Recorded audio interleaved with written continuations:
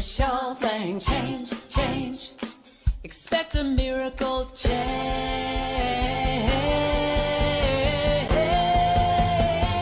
Watch me change when you change the way you look at things.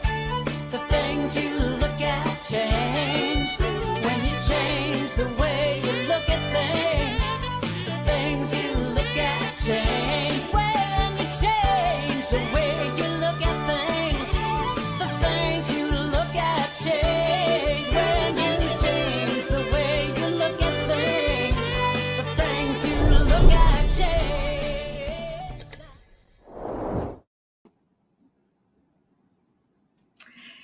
Good morning, good afternoon, good evening, wherever you're coming to us from.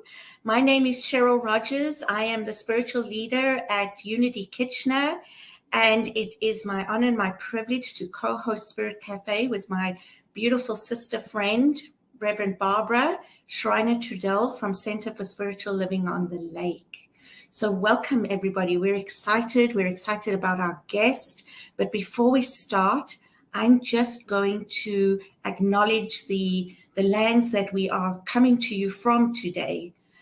So please just take a moment to be quiet and centered as we acknowledge the indigenous peoples of all the lands that we are on today. We acknowledge the importance of these lands, which we call home. From coast to coast to coast, we acknowledge the ancestral, ceded and unceded territory of the Inuit, Métis, and First Nations people. And we are grateful to be here today. Miigwech.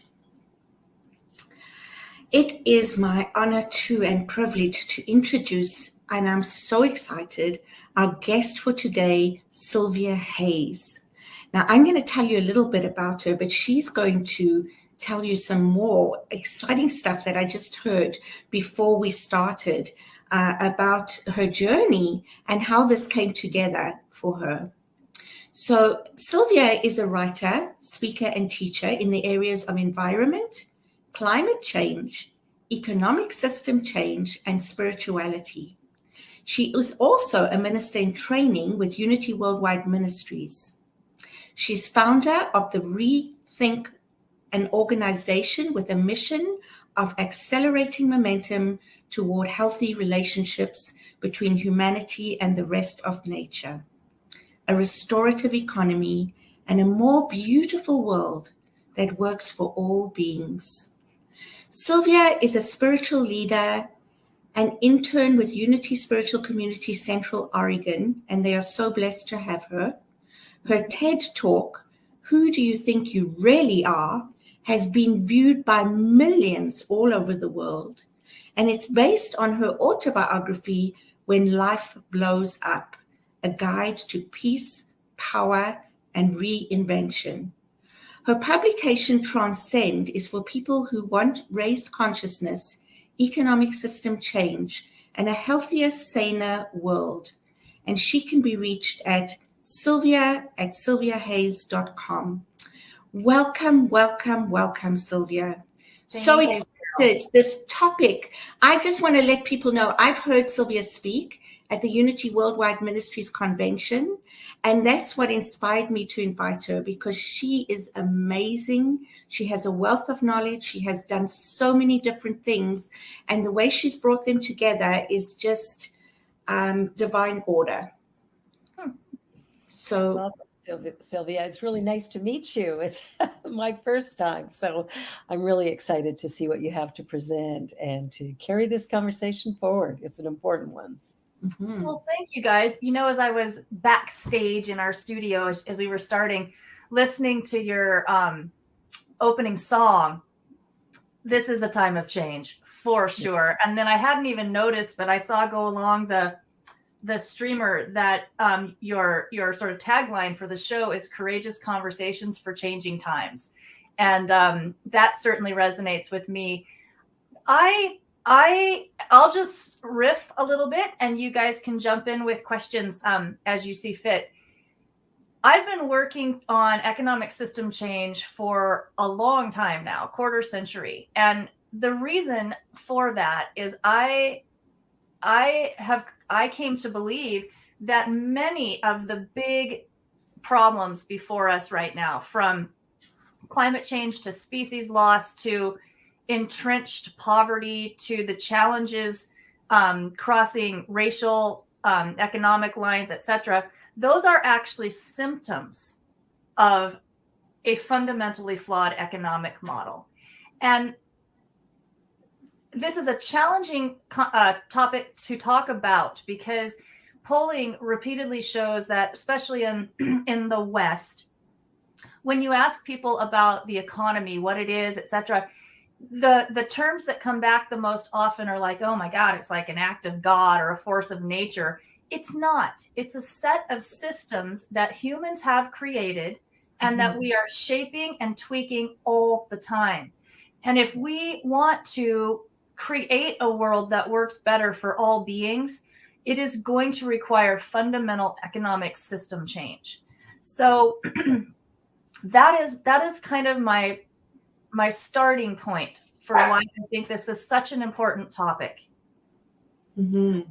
It's interesting because, I have these conversations often with different people that I work with or that I'm volunteering with in different organizations about creating some equity and beginning to dismantle the kind of social structure we have in place that serves a minuscule number of people.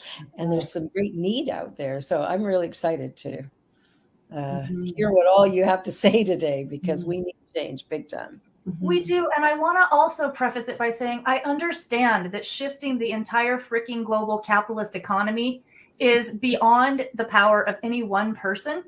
True. My goal with this work, though, is it's very aligned with New Thought thinking and New Thought principles. We have to be educated enough to be able to challenge the paradigm and challenge the status quo, even while we're in the difficult position of being caught in the paradigm and the status quo. And I think, eco grief and climate anxiety are really increasingly front and center.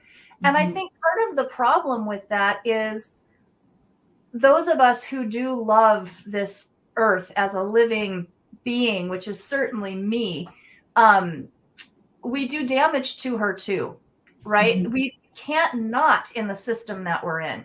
So I like to put that right up there, because this cannot be a time where we all wait to be perfect in our own footprint before we get pissed about what's happening at a systemic level. And the more we question it, we know how this works in New Thought. The more we say no and turn over those money changers tables, the more readily we will make that system change. So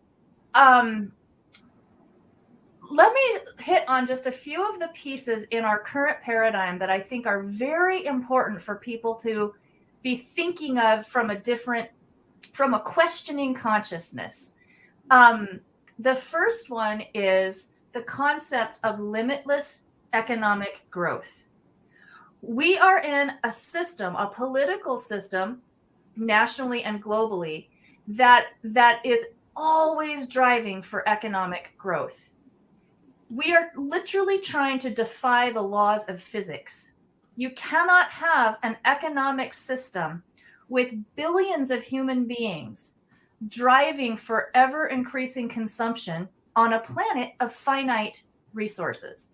So that limitless growth model has got to be challenged and evolved beyond. And there's a ton of work. I'm going to shift later and talk about a lot of the really great things that are happening in the whole new economy, regenerative economy movement.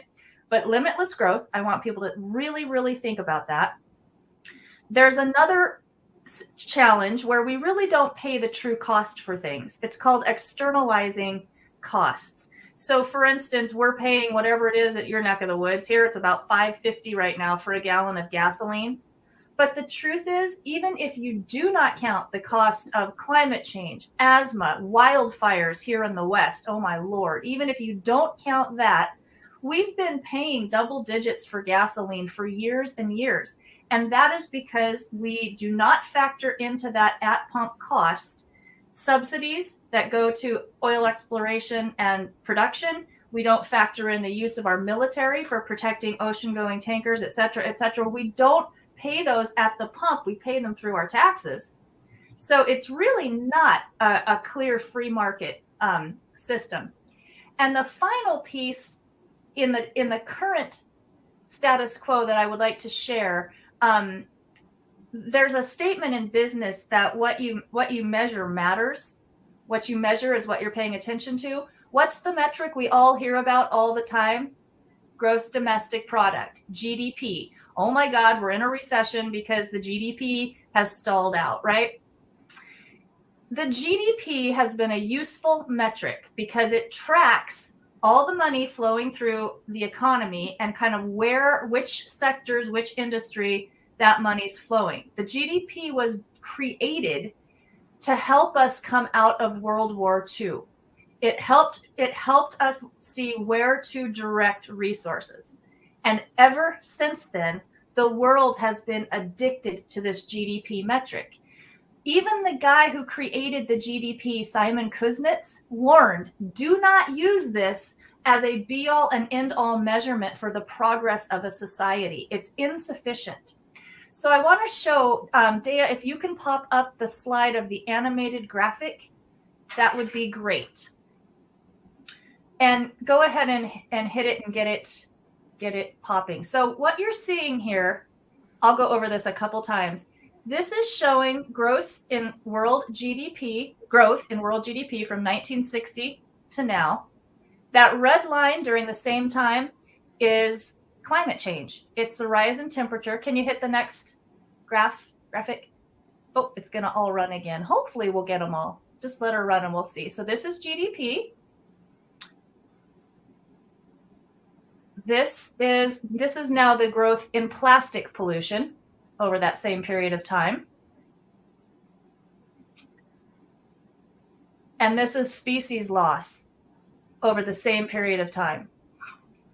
So what this means, and you can pull the slide down if you like. We've seen it. What this means is we have basically been overdrawing our natural capital, our environment, and disinvesting, overdrawing our human capital in order to prop up that amount of growth in just fiscal capital. It's a fundamentally unsustainable model. So I'll stop there for questions. I know that's a lot to take in, but the three paradigm pieces that I would like people to really be challenging when we hear elected officials or want to be elected officials using these things as proof of progress: limitless growth, GDP as a metric, and not paying the real cost for things. Yeah, wow. You know, I was sitting here and I'm thinking this is supposed to be a chat show, but boy, I could just listen to you for the whole hour. My goodness, because there's things, I mean, and this is one of the things, you know, you shared so much in the talk that I attended and now as well about things that we don't know, we don't even think about, right? Yeah.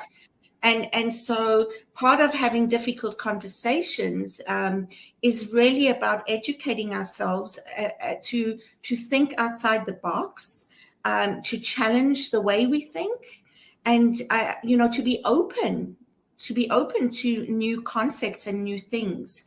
And yeah, so my question though is, Cylvia, what is the alternative when we talk about a new economic system?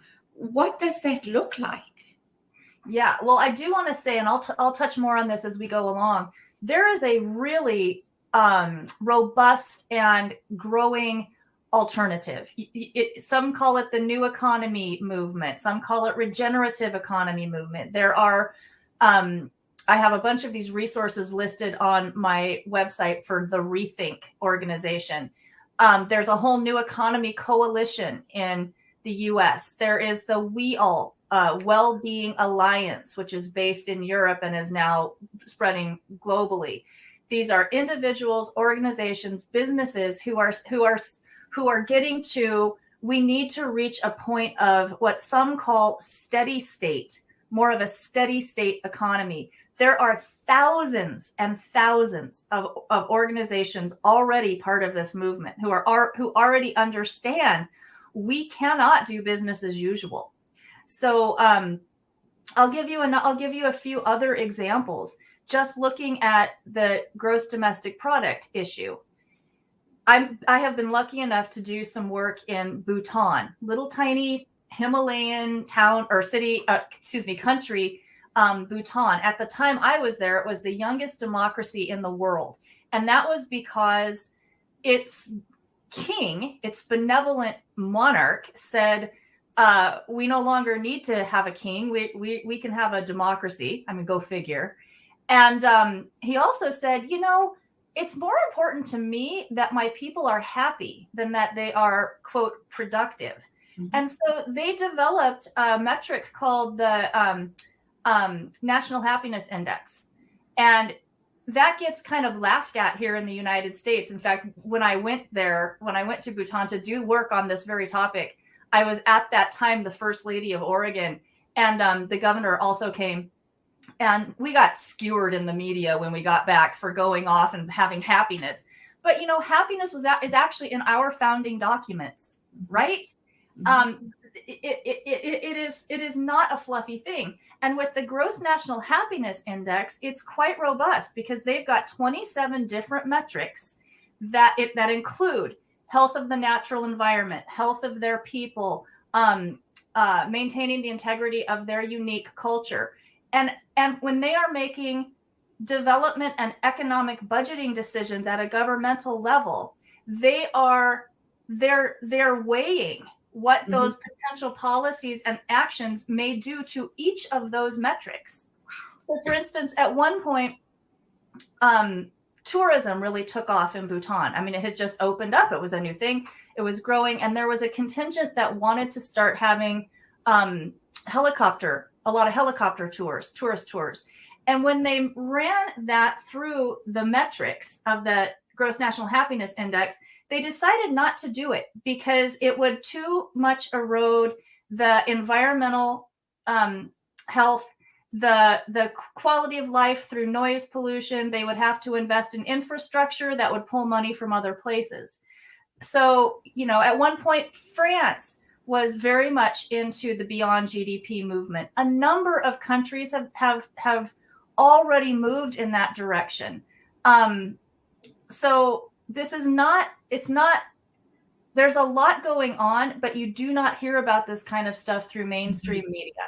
Mm-hmm. In fact, one of the actions that I encourage people to take is to become, especially for people like me, because I am a news junkie. I'll put it right out there. I have satellite radio. That's what I listen to when I'm driving somewhere. I rarely listen to music. I'm news junkieing out. But I also balance that with positive media sources, which I also have links to on the Rethink Resources page, because there is a lot of this going on.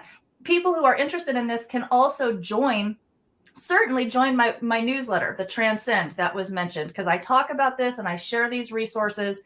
They can get the newsletters to the New Economy Coalition. There are just a lot of places to be actively engaged in helping birth a saner economic system. Wow. Well, and I think, I'm sorry. I'm just excited that there is so much being done, and that, I just wish more of us knew about it, because that just gives us such hope. That's why I'm here. That's my mission. Yeah, I think it, for us individually, I think we have an opportunity to start where we are. I don't know that I have a big influence over the Canadian government, but I do have an influence over my family. Mm-hmm. And so for me, one of the ways in which, in my teaching New Thought, it's all about what people really want, and truly what people want is happiness. They're however they think they're going to get it, but happiness is what everybody wants. And for me, when I was, going to the school to fight for my daughter's well-being, right? Because the school goes, no, you have to learn math. You have to be great at it. Give up everything else. Focus all your attention on math because that's what's really important. And I stood in front of the principal and I looked at my daughter and I went, you need to pass math, but that's my only expectation of you. Yeah. Get through it. But she's a musician, she's an actor, she's a performer, she is a happy individual, and the school is creating a container which prepares them for the current economic system you're talking about, is that you have to conform to these models, and then you have your what do they call them, guidance counselors or whatever, who sit back and say, here's the areas where you're going to make the most money. Mm-hmm. Rather than what is it that you love, and let's look after that. I love what Bhutan is doing. I think that is where we need to look at going, but we can individually start there by practicing it with our families and our own interactions. Where are our priorities? Mm-hmm. Absolutely. And also those of you who are speakers and ministers and have audiences that this show, that people are listening to this. It's a big, gnarly topic, and it's absolutely, in my opinion, the most important topic to be discussing. And there are other actions we can take at an individual level. I would say one of the important ones is where are you banking? Where are you investing? I've shifted to a credit union because I don't want to be part of the big banks that are funding the tar sand, excavations. Relocalization of economies is going to be a huge part of our future. It's going to happen partly by choice and partly by force. Mm-hmm. If you look at what COVID showed us, that was one of the examples coming out of COVID, is that our globally connected extraction-based supply chain model is really fragile. Look at what's happening in Ukraine, right? Really fragile. So the more we can go local, the better. Avoid retail therapy. I think a lot of us are into retail therapy when we're feeling a sort of spiritual starvation, right? Mm-hmm. Every single material of anything, it's not created out of the ethers. It's coming out of the earth and it's doing damage to the earth. Since I have been alive, we have lost 70% of the world's wildlife populations. 70%. And that is because we are expanding the human footprint. We're extracting more and more trees, metals, minerals, etc. We're cutting down the rainforest to grow beef cattle. These are the things that are doing it. Mm-hmm. This is an unpopular thing sometimes to say, but the single biggest thing you can do to reduce your own carbon footprint, probably even more than not driving or driving a more efficient car, is to stop eating meat. Become vegan. Yeah, or at least really reduce it. Even that matters, both from a global climate change and diversity loss, and also from a cruelty perspective. I'm an old farm kid and I've seen too much of that. But, these are choices that we can make. And then the other piece that I always want to put out to unity and new thought audiences is we do need to be having courageous conversations. We do, around the table with our colleagues, right? Even if it's unpopular, that's okay, because what's popular right now is killing us, literally. It's killing us. It's killing the planet. It is. And there's such a resistance to going in a new direction. Like I remember when the oil industry, the car manufacturers were really struggling, and government starts pumping money into car manufacturers to continue doing what they've been doing.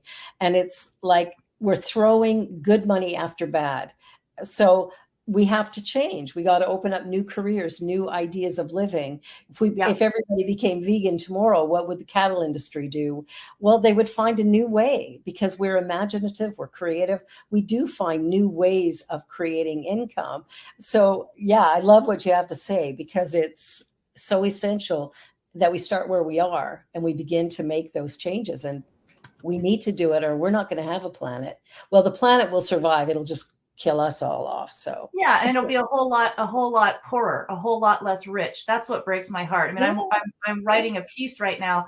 I saw I won't call anybody out, but I've seen a couple of articles analyzing the economic costs of that wildlife population crash, and it pisses me off. It's like it really shouldn't. That's a sacred issue. It shouldn't even be framed in economics. And that's interesting because when I started my career in environment and all of that, COVID has kind of re-radicalized me. I'll share a little bit more on that because I have a video clip in just a second that I want to show. But when I started my career, this was spiritual work for me. This work on behalf of our Earth and other species. And as I got more and more into it, my formal education, even though I went to Evergreen State College, which is all about systems, etc., I got also pulled into. We have to frame the the ethical environmental actions through an economic lens, because that was the thinking. I don't really believe that anymore. I talk about this, but I think we're at a point where we have to say that lens is insane.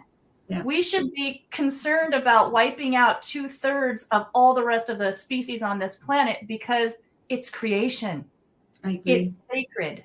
Yeah. Right. So let me show you guys. I'm on a little bit of I've been on fire for about a year to get people to check out the documentary film called The Year Earth Changed. And this shows, thank God, people around the globe had the foresight to document photographically what happened in the first few months of COVID when this economy got put on pause. And Dea, if you can pull up that video clip, that would be great. This is, I think, like about a minute and a half. Perfect.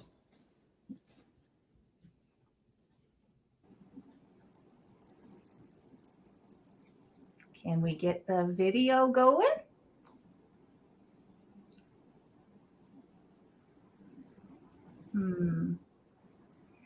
Well, hopefully, as she's working on that, hopefully we're going to go to a commercial break. So this will be a perfect opportunity. We'll take that little break. She can get the video fixed, hopefully, and we'll be right back. You're watching Spirit Cafe and our special guest, Cylvia Hayes, and we will be back in just a moment.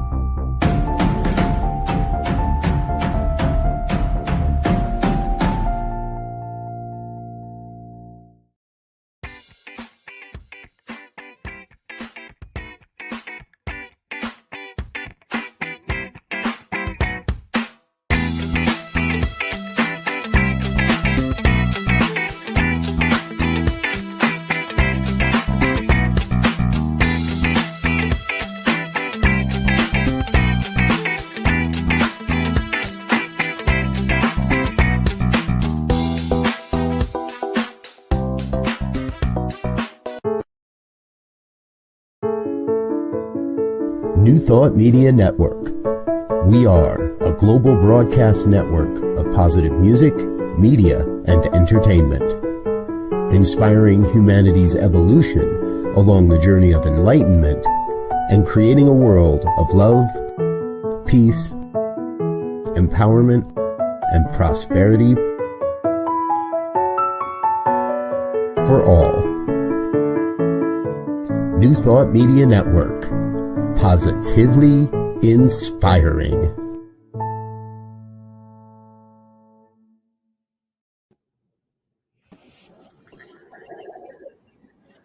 And we're back with Cheryl Hayes and Cylvia Hayes and Cheryl Rogers. Cheryl and I just became symbiotes. We're one.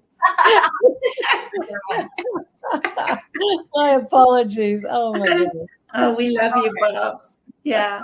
A I rose just by wanna- any other name, right? Yeah. One of the things, when you were talking, Cylvia, that really, really saddens me is our value system. Yes. It's like really, like I don't remember that 50 years ago that we had better values, I think, family and friends and relationships, and those things were important. And that seems to have been pushed aside now for this whole, we've become a number in a system. And how productive are we? That's our contribution to society. And that for me is just so sad. Like there's such an imbalance in our value system.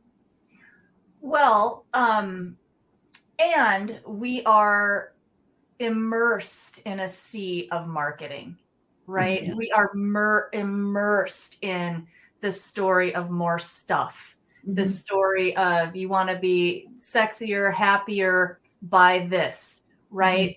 And that's because, I mean, really, it's a brainwashing system. Yeah. There's a term that's being used a lot now in whatever woke means, but decolonizing.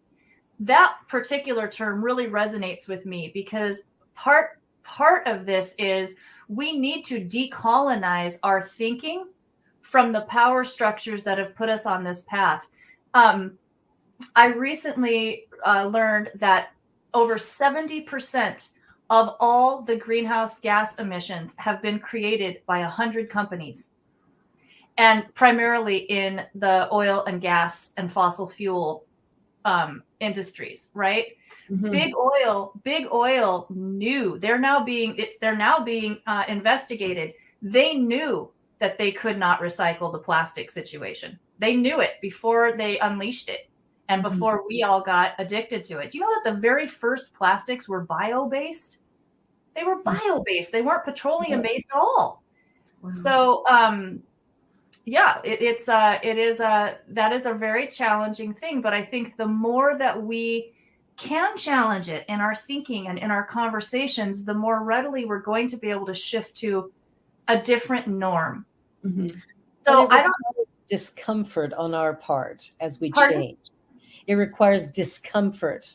Like we have to be willing to be uncomfortable for a minute. I think that's right. I think that's for sure right. But I also sometimes think we need to question that narrative too, because making this transition. Oh, I also want to say, talking about the transition of like the workforce. They're part of this whole new economy movement. There's a movement called Just Transition, and there are conferences and everything else. Check it out. And that's a play on the word. That's kind of a play on just do it. And also let's do it justly. Like the government could be investing right now in workforce transition out of legacy industries that are harmful into industries of the future, or industries that are actually healing. I mean, I've done a lot of work in workforce. This is a doable thing. So it looks like we have the video ready. I'd like to show this.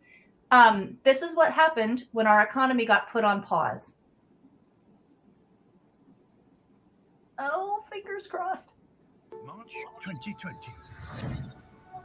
A deadly virus sweeps around the world. Overnight, our lives are put on pause. Today, the WHO declared a pandemic, issuing a stay home, stay safe order, directing all of our residents to quite simply stay at home. But as we stop, remarkable things start to change in the natural world. With the clear skies, for the first time in a lifetime, we can see the Himalayas. With beaches close to humans, these animals were nesting at a more successful rate than we've ever seen. One vocalizing and then the other. I'd never heard that before. From the start of lockdown, across 5 continents, we have recorded a global experiment of epic proportions that has shown us If we choose, we can transform the health of the planet. For all.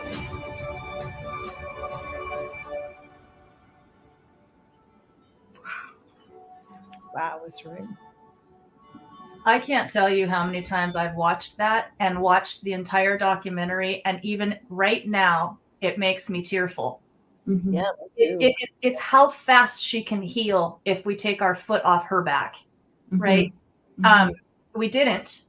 We went right back to grow, get the GDP going again, go. But there's such a powerful lesson in this. You know, the piece about the whales, one vocalizing and the other, what that story was right there is the humpback whales, I think it was in Alaska, they were, for the first time probably in their lifetimes, they were able to hunt like they were supposed to hunt. They were able to leave their calves over near shore, and all the moms go out together and do the big group hunting. And they could do that because with the halt in cruise ships, they could hear their calves from a distance for the first time. Wow. You know, so why do we humans believe that we should be able to have cruise lines running breakneck all the time, 365 days a year? If nothing else, why not carve out space during calving season? Why not keep people off beaches, certain popular, wonderful tourist beaches, when endangered turtles are hatching? Why not? I mean, we don't have to have the entire planet. Mm-hmm. Yeah. Yeah, our selfishness, our self-centeredness, our individual I is more important than we, and it's killing us. Yeah, you know, I gave the Sunday talk at my local congregation. It was about spiritual activism, and one of the little burrs under the saddle pad that I think is my job in our New Thought and Unity movement is to help us shift from such an anthropocentric view, such a human-centric view. I believe this human as the be-all and end-all and the only really important species view is another manifestation of separation consciousness. We need a more eco-centric approach to things. We are not a part from nature. We are a part of it, and it's going to win in the end, right? Yes. This is an evolutionary opportunity for us as a species. Absolutely. Essential. Yeah. So when COVID hit, I had a different reaction than a lot of people did. I had this weird kind of glee about it. And I don't mean that to sound really hard-hearted, but it's because I knew it was putting our economy on pause.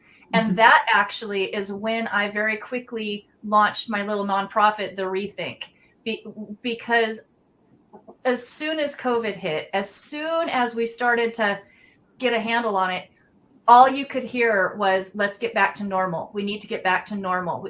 And I wrote a piece called Normal Was Killing Us that that was very, very widely viewed, actually, because we need to create new norms. It might be normal, it might be comfortable and familiar, but this level of destruction, this level of consumption is completely abnormal in the entire history of our species, right? So, yeah, we need to create new norms. And who better to do that than people who have new thought principles and practices on board? Yeah, absolutely. I have a question, and I hope it's not taking us away from that, but I think about cryptocurrency. I have no idea what it is. How does that fit into, is that part of the current economic system? Is it a shift in any way? What is cryptocurrency? Yeah, and I am not an expert in this by any stretch. I was originally kind of excited about it because it seemed like an alternative, although it's kind of like, well, I'll come back to that in a second. The amount of energy required to move cryptocurrency around, the servers and everything else, is so extraordinarily polluting that I don't know that it's really part of the solution. It may be. I don't have the expertise in that. But it feels to me parallel to, this is difficult information to take in, but we are also not going to be able to solve environmental issues just by shifting everything to renewable energy. We're not, because the renewable energy requires mining. It requires mining of metals that they're literally called rare earth metals. They're very rare. They're very precious. Every mining everywhere is environmentally damaging. Honestly, with the amount of human beings that we have on this planet and the amount of environmental challenge and damage that we have on this planet, the only mining that really makes any sense is mining landfills. So we're going to have to reduce our overall rate of consumption, those of us who happen to live in the wealthy parts of the world. And the other piece of this that a lot of people don't want to talk about, we are also really needing to redistribute wealth. Yes. So that we spread that consumption out a little.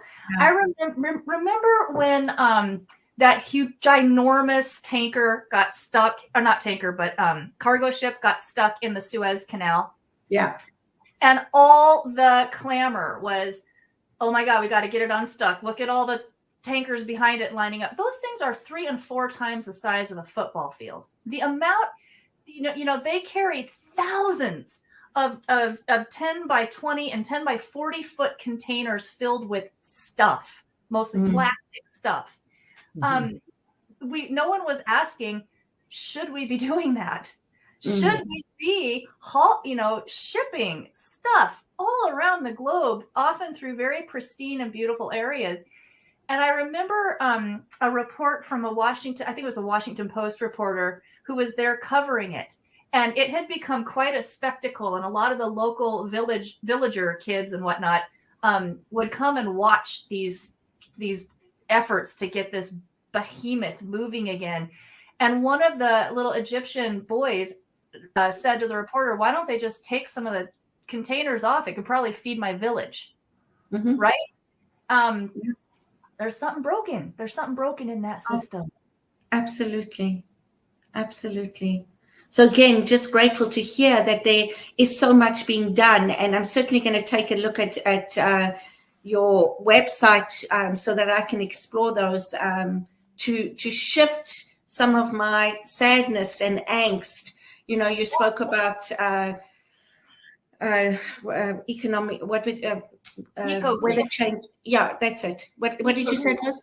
Eco grief. Yeah, for sure. Yeah. I'm actually developing through the Rethink. We're doing a fundraising campaign right now to develop some programming around eco grief. How do we turn it into empowerment?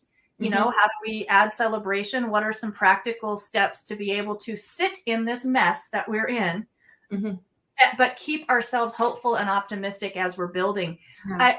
I can't remember who originally said it, but we're in this challenging time of being like both, what is the word? Both the morgue and the midwife. Right. It's like we're in the death and the decline, but also in the rebirth. And it's not a time for wimps, but I think I think the really important aspect here to leave with people, this is it's been said that if you don't ask the right questions, the answers don't matter. We need to be asking the right questions, even if we don't currently have all of the answers, because if we keep asking the right questions, we will find them. Yeah, we will get there. Absolutely. Absolutely. And yeah, so I was just wanting to type in there, be hopeful, optimistic, and part of the solution. Yes. I'd love Right. to pull up the, Dea, if you can, I would love for you to pull up that third slide, which is another video clip. And hopefully you can hear me talking over this. Can you hear me? Yep. What you're seeing here is a list, just a list of names of organizations that are all part of this effort to come into a healthier relationship with our earth. If you started watching this at this speed, and you watched it 24 hours nonstop, you would not be close to the end of the list. If you watched it for the next 3 days nonstop, not even going pee, you would not be close to the end of the list. 3 Wow. weeks later, no, it would be months. And this is only a starting point partial list. The effort to shift into a more healthy relationship with all of nature is the largest social action ever in the history of our species. So important. And that's so exciting to see that list and to see and knowing that it's not complete, that there's more and more. I think my first real example of the whole concept of consciousness, because there's been that story, we're the ones who are conscious, which is such BS. But I was a minister in Vernon, BC, and I came out of my bathroom and walked around the edge of my bed one day, and there was a beetle on the floor. And I did this, and the beetle did the same thing, and then scurried behind the dresser. And I thought, I scared it probably even more than it scared me. And of course I did. Like, but who, there's this attitude, well, just squash a bug, kill this, kill that, get rid of everything, because what value does it have? But the truth is, consciousness is everything. Consciousness is everything. It's everything. We have to start where we are and do every little tiny step we can do is going to make a difference. And I love COVID as well. Watch nature flourish and animals roaming around that we never see in our cities. Here in Toronto, I had little rabbits running around my yard and deer wandering 2 blocks away. And it's like, it was amazing. It was we could have it again. We have got to stop. We have got to stop spreading the human footprint. That's just the truth of it. And I do think it's really, really, really important to note, while we have wiped out a lot, there's still an awful lot left. And she's resilient and she's strong, so we still have time to come into balance, but the sooner the better. And the more people who demand it, the better, even as we are being part of a problem, because we're caught in the system we're trying to change. That is challenging, and it's okay. It's where we are. I believe we're here for a reason. Absolutely. Each one of us, especially those of us who are consciously, spiritually awakening, who do feel so much pain at what is going on in creation. We're here. That's right. Saddle up. I'm seeing get her done. I like the enthusiasm. Saddle up, trailblazers. Thank you, Wayne. That's Wayne from Calgary. That's awesome. And sorry, one of the things I want to make sure people do before they leave, we leave here today, is to sign up for your newsletter, Transcend, because I love your newsletter. You start with these, you start talking about issues and things, and then I love the way you bring it together spiritually at the end. And I just love them. So I would encourage others. I appreciate that, Cheryl. As I was sharing before the show went live, my Transcend publication is relatively new. I think there's a link for it. There will be in another slide. We'll show you, or Dea will put it in the chat or however that's going to happen. But for many, many years, because I've been on this environment, climate, economic system change career for a quarter century. All my formal education is in that. And then for the last 5 or 6 years, I've been on this path of becoming a unity minister, which is mind-blowing, and Spirit has such a sense of humor. But I've kind of been keeping those two audiences separated in my work. And with Transcend, it's all integrated. I'm just putting it all out there because at the end of the day, this solving the human predicament that we have created, it is a spiritual issue. It is a matter of consciousness. And it's a matter, I believe, and I was very strong about this in my Sunday talk. Right now, the economic, environmental, political world crisis that we're in is a call to action. And I really do not believe, I believe a spirituality that is just private and self-absorbed and that is not taking action in a political and economic and out in the world way is missing the mark of what these times call for. You know, spiritual activism is kind of a fusion of deep inner knowledge, discipline with our own inner spiritual practice and work, and wise radical action for a world that works better for all beings. I believe that's what anyone listening to a show like this, I believe that's what we're being called to do. Yeah, I agree. And the way we create a better world is by being better individually.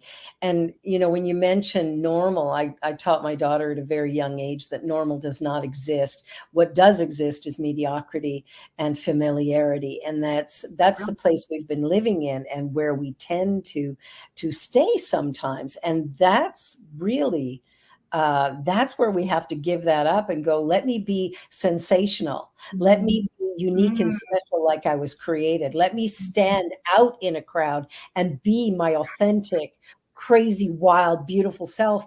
And let that be the leading force. And if we start operating from those values, that's when we begin to create a world that works in the highest and best way for everyone. Because when I'm writing that down. I like that. Familiarity and mediocrity is, that's really good. Yeah. It's just changing the whole way we operate and deciding that we're going to stand for something rather than settling for everything. And, you know, does it get a little uncomfortable to step outside the comfort zone?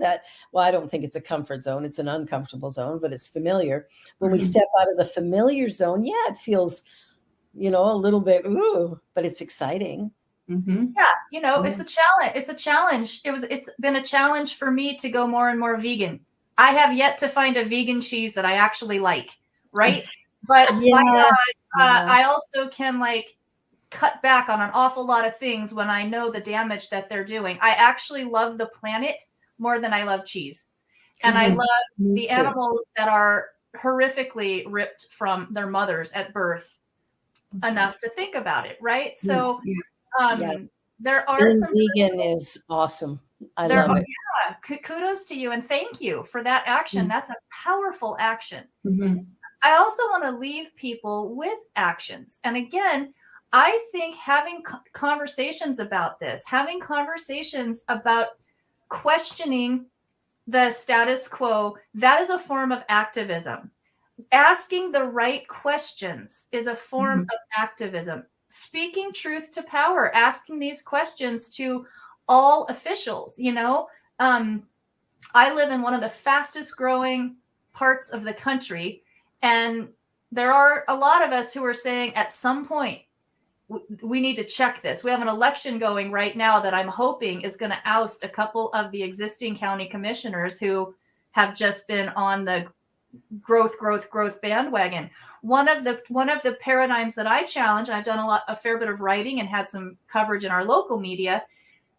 Development, we call everything that humans do development, right? A new housing development, BS. There is a difference between growth and development.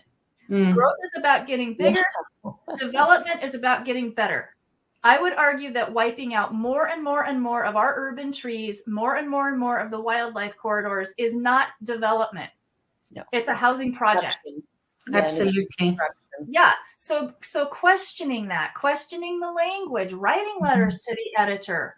And by the way, I have only received positive feedback for those kinds of things. I've been crucified for other things. That's a whole different story. That's why I have a book called When Life Blows Up. But people are hungry for leadership, and we feel the wrongness in the directions that we're going, right?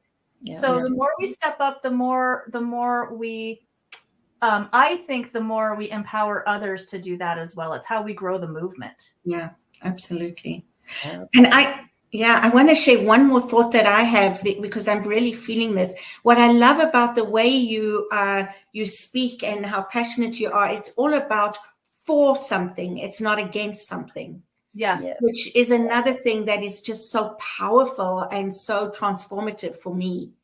It's what our movement has to offer. You know, Mother Teresa, I'm going to paraphrase a quote, but she once said that she was asked why she didn't attend anti-war marches. And she said, I will never do that. But when you show me a rally for peace, I will be there.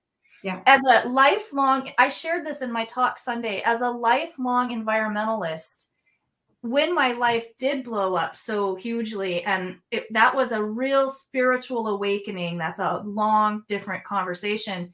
But it was also very disillusioning, because I could clearly see that I really had been part of the problem by the way I was engaging in that environmental movement, because so much of our activism in the West, especially, is framed in the language of separation.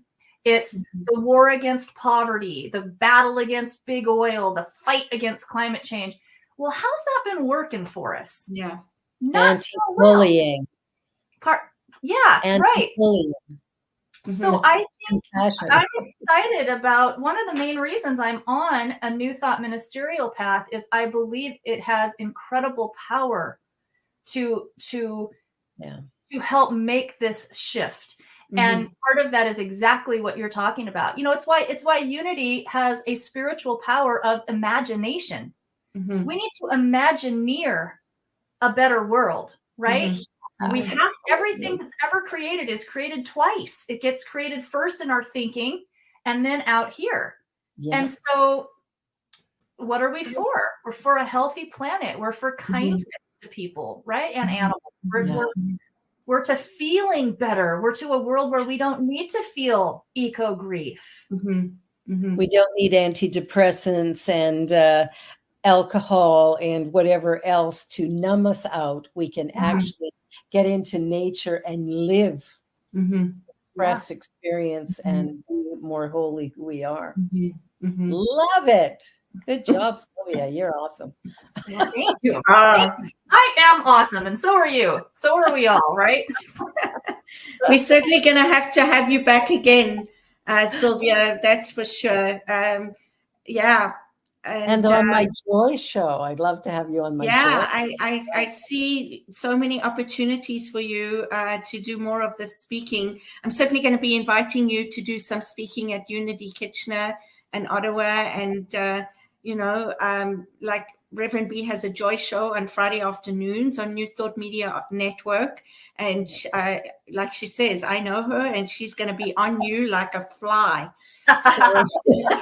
Well, I'm one of those weird creatures who really likes public speaking. I always have. So I'm grateful. At the end of the day, I'm a messenger and a communicator. So wherever I can get these kinds of ideas out to people, I really try to do that for sure. Fantastic. That's awesome. Wonderful. Love it. Thank you so much. So any closing thoughts, Rev B?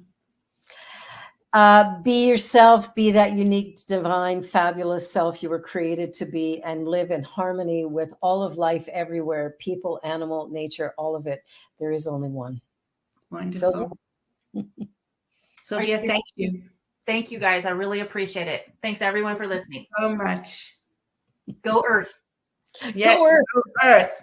You've been watching Spirit Cafe on Wednesday at 12 p.m. Eastern Time. And we are so grateful for your being here, for sharing your time with us. And we hope you will join us every Wednesday and share and care and tell your friends. And let's create a better world together. And subscribe. Yes, subscribe. Bye, everyone. Bye, everyone. Love Bye-bye. you. On behalf of everyone at New Thought Media Network, thank you for being a member of our virtual family. Your financial contributions help share the New Thought message with people from around the world. Please visit and contribute at www.ntmedia.org/donate. New Thought Media Network. Come be you. And please like, share, and subscribe. Until next time.